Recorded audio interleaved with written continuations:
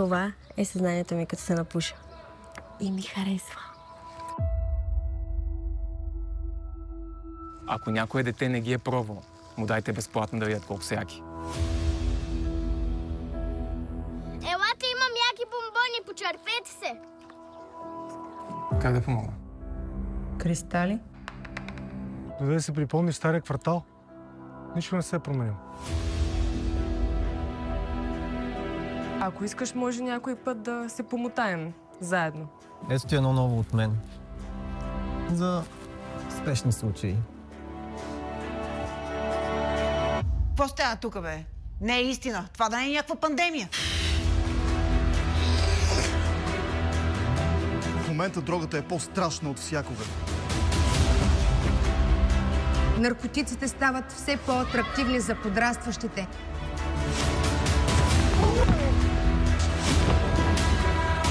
Виж, спешно трябва да оставаш една доставка. От някъде има сериозен чадър. Нищо не мога да направя. Това не са ти приятели. Кой му спомогнете? Писна ми от такива бокуци, бе.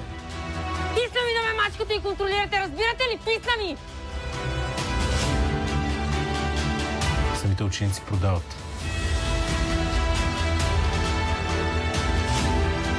Това е чук за децата, човек.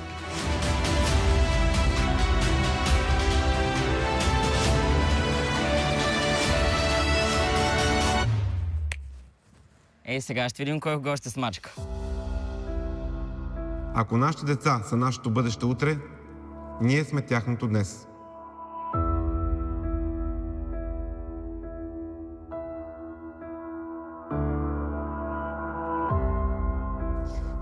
Спри, докато е време с тази галст.